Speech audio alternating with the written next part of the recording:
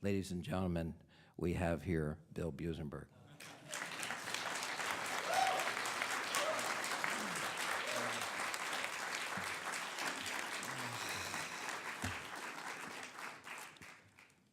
You know, thank you, Chuck.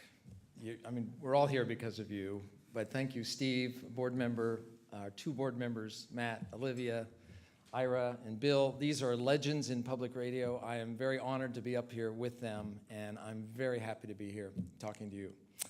I thank you for everything you said, and I really should sit down right now and say, that's great.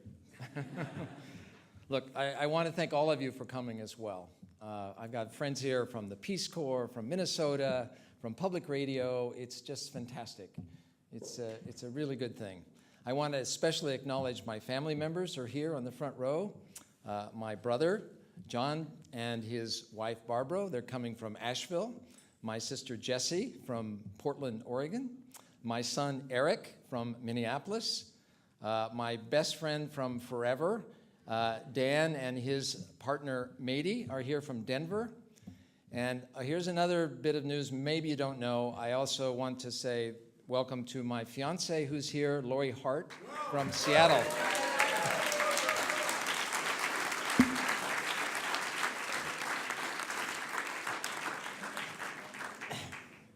And you thought I didn't have a life outside of work, so there, anyway. Look, it's been my great privilege to lead the center for the last 8 years. Every day I walk into that office, Chuck's old office, I feel like what a great opportunity we have to right some of the wrongs of the world, really, to make a difference, to expose those who take unfair advantage of others, to do some of the most important work in journalism being done anywhere today. I guess it's not a coincidence that we were both Eagle Scouts, Chuck and I, in the old days. We actually believe that public integrity is not an oxymoron. And look, I got an early sense of battling injustice when I was growing up in a small college town in Kansas.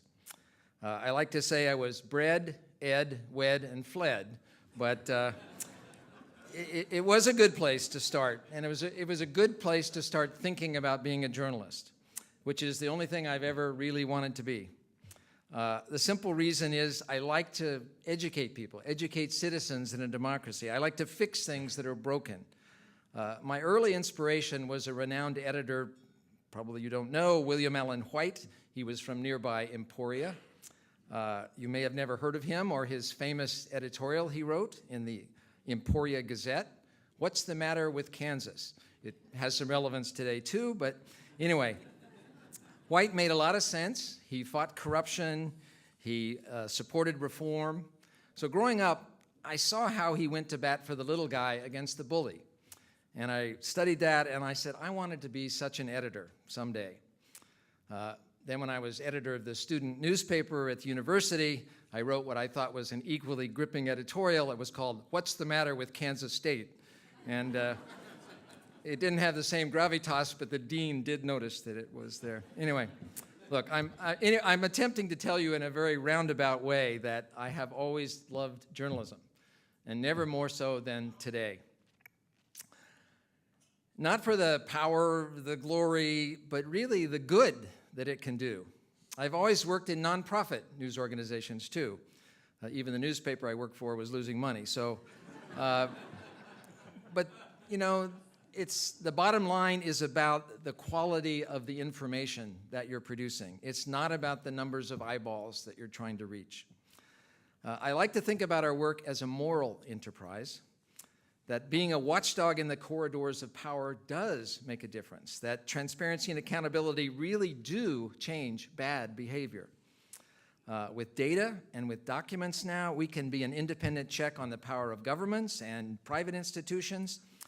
The kind of stuff our flawed democracy, I think, really needs. That's what the center has to offer.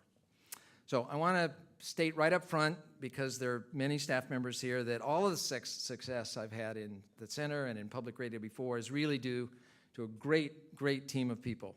I've been blessed to work with amazing reporters and editors and development personnel and financial managers and, yes, the board of directors. They're the ones who make me look good. And this is a team sport. Step by step, we've created a potent investigative team at the center. It has not been an easy ride for anybody here who has ever worked at the center. They know full well. We've been through some major downs and some ups, and I didn't know it when I started, but yeah, things were pretty bad, and the center was flat on its financial back. I had to dig deep. I'd made mistakes. We persevered.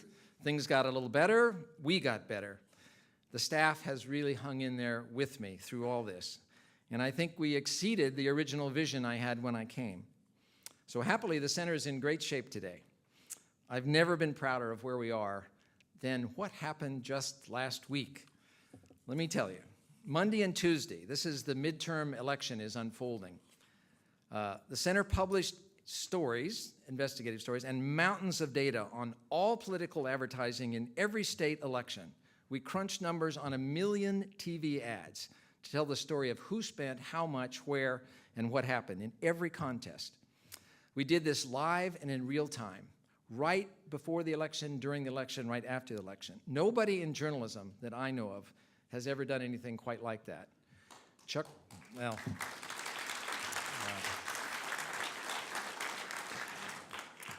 Chuck had the great book series, The Buying of the President, which is wonderful. It was a bestseller. In a way, we're doing that now in real time. Of course, there is something fundamentally wrong when our democracy is more about the money, which goes way up, and the votes, which go down.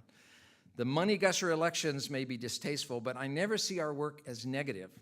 Remember, I like to fix things. Well, we are educating the public on exactly how the sausage is being made. Maybe the facts will eventually help us reform and change how we conduct our democracy. I'm a believer, as Lincoln supposedly said, believer in the people.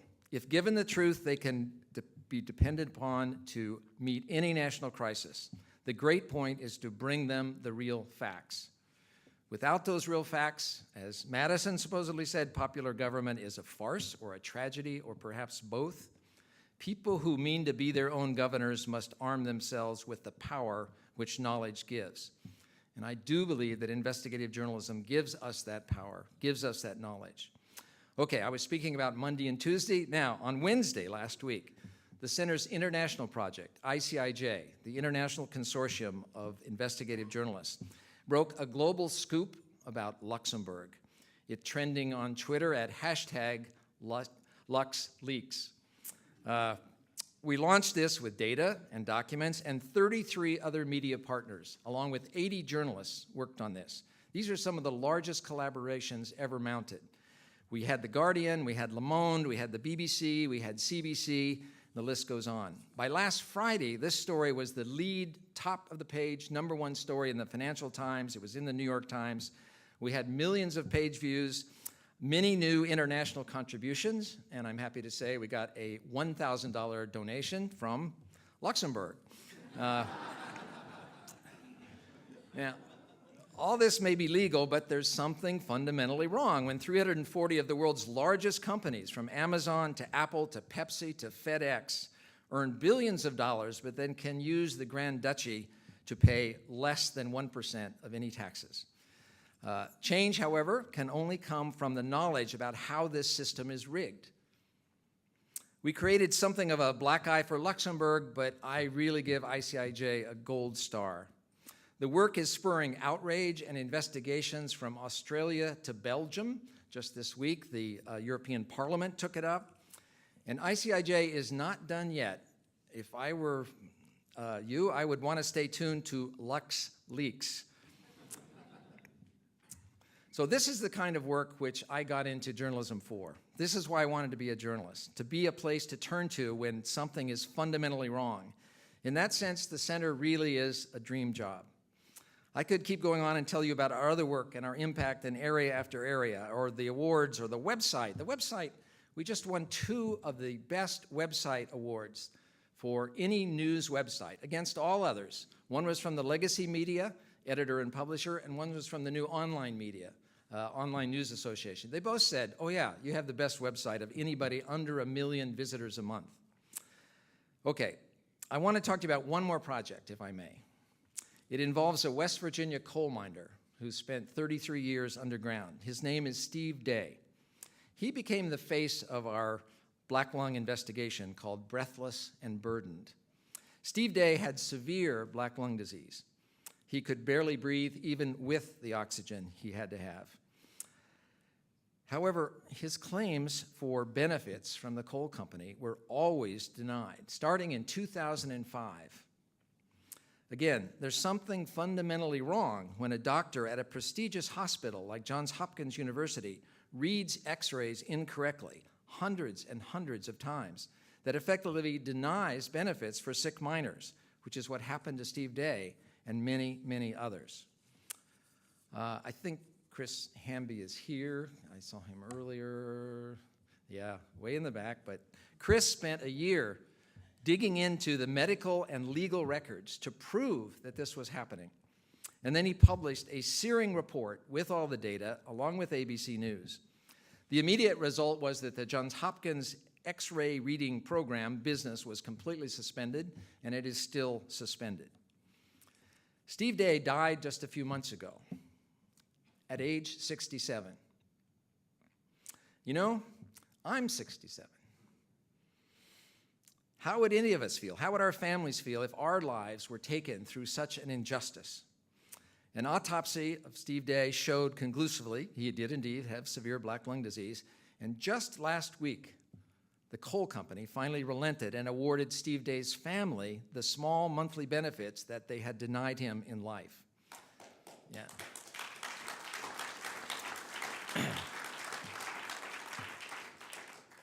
The point is, sick miners who had been prevented from getting any compensation can now apply and receive the benefits they deserve because of the center's reporting.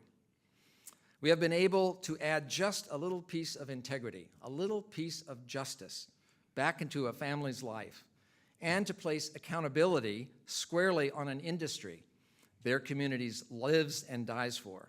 This is the center's MO that Chuck began 25 years ago.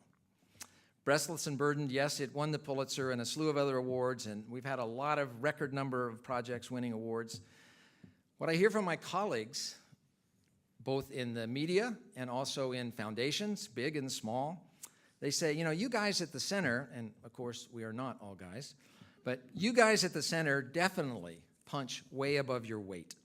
In excellence, in innovation, in impact, the center has become a go-to force in investigative journalism, filling a niche that is not filled elsewhere as much. That's why I'm so incredibly proud. Every day at the office, I get letters, I get phone calls, I hear from people all over the country who, because of our work already, they want to report other public integrity issues in their own state, in their own town. It's the judge they think is corrupt. It's the school board that's corrupt. We can only do so much. I try to help them find a local news outlet that can maybe step in. But I do see how much of a need there is for this work. And I take note about possible future projects that we can do, again, which no one else is doing.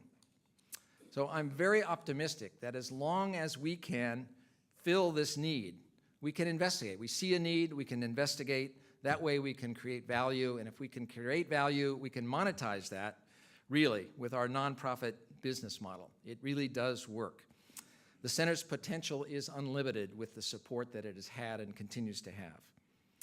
So given that the center is at the top of its game right now, this is a perfect time for me to make room for fresh leadership, for new approaches, so our brand, this kind of digital journalism, can continue to thrive.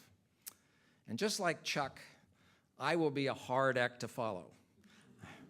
I like to think the bar is set high, that this organization is really the gold standard in journalism.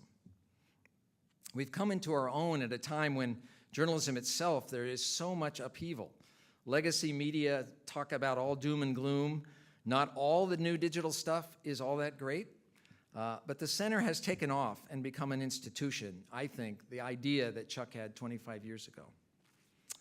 So for my next act, I'm actually heading to Harvard, where I have a fellowship starting for the spring semester. I plan to write about collaborations in the digital age, something that ICIJ is clearly the model for. They have created the largest journalistic collaborations ever. And whether cross-border or otherwise, I think these are the future for journalism. After Harvard, I have other plans out west. Meanwhile, I only wish the best for the center, for everyone on the staff, for the board.